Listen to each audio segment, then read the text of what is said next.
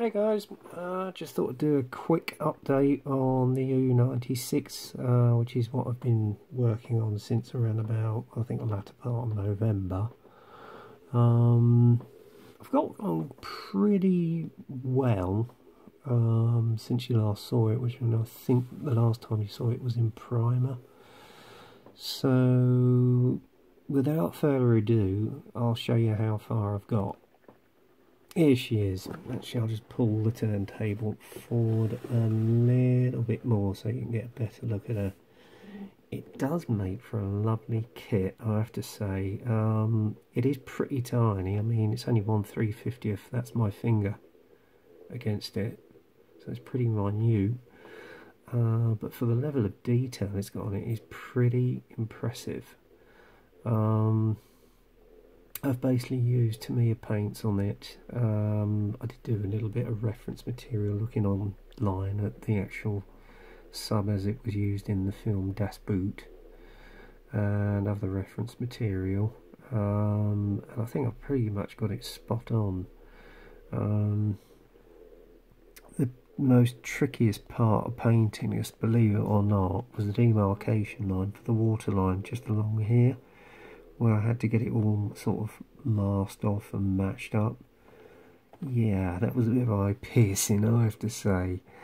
And then obviously I had to mask off the deck, as you can see here, which is done in Tamiya's buff to represent a very light wood deck. Also on the crow's nest here as well. Yeah, that took quite a bit of masking. And as you can see here, I've actually done a scratch built sonar radar. It is a little bent, unfortunately. I think I knocked it accidentally. There's not really a lot I can do about it. I mean, to be honest, in this scale it's really not going to matter. But yeah, painting the crow's nest was quite fiddly. I think I've called it pretty much spot on. Also masking off where the tyre pods pontoons are. I've actually used my eyes for that one, and basically used my geek goggles as well. And then obviously I used AK's Rust Effects for the anchor, just on the side there. On the actual props, I used Humbrol's brass because I was rooting around. I didn't have anything in the acrylic paint range, so I thought I'd use one of my dad's old paints, and that's, yeah, it turned out pretty well. I did have to touch up around the steerage gear around there with some more Tamiya dark grey, but all told, I have to say it's coming on pretty well. Now the guns, I actually used Tamiya's dark gunmetal, and also on the interior of the crow's nest as well. Just to give it a little bit of tonal variation. And then obviously you can see the knife belts either side in the red. First went over those with Tamiya's white, and then let it dry, and then went over very finely with a very fine brush on the Tamiya red, just to give it a little bit more of a pop out, as it were. So, and then obviously the stand itself is Tamiya's flat black. And that was basically it, really. So she's got her base coats down, and then obviously either side of the actual hull at the ends here, I masked it off and then put on the light grey as well. So yeah, that's pretty much it at this stage, guys. I don't think there's a lot more I can tell you on this, except that I'm extremely, happy for my first sub. Yeah, it's tiny, but the level of detail on it is just purely fantastic. It really is, and they don't cost a lot, these kits. I think this one cost me about £10.99 off eBay.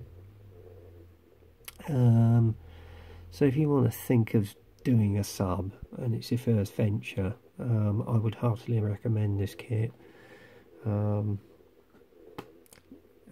as you know, the Type 7C was the most widely used submarine during the Battle of the Atlantic, In fact, one of them, the U-81, was credited with sinking HMS Ark Royal off Gibraltar in 1941. This one is depicting the U-96. It was an actual U-boat, and mostly it was featured in the film Das Boot. Now, if you haven't seen it, do. It really gives you an emphasis on how life was on these little crates. It really was quite terrifying at times, particularly when the tide turned on them in 1943, and up until around about May 1941. They had what they called the happy time. After that, life began to get a little bit more difficult for them, because obviously the development of ASDEC and so forth on the minesweepers and the Flower class corvettes really turned the tide against the U-boats, specifically the Type 7. But if you haven't seen Das Boot, I would heartily recommend that you do watch it. It's a fantastic film, it really is. And it really gives a sense of what these guys went through during those days of the Battle at the Atlantic. Anyway, I'm going to finish now because it's very late, and obviously I'm trying to keep quiet, so I'm not going to disturb anybody. If you've noticed, I haven't actually put the periscopes on there. I won't do that until the very last stage, because obviously I've got to put the wash down after I've put the decals on. And then obviously first off I've got to clear coat it just to seal everything in.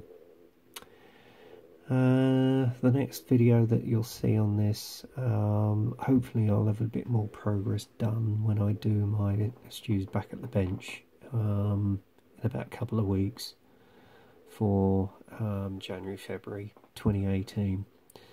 So until the next time guys, get kit crazy, happy modelling, and I'll speak to you soon.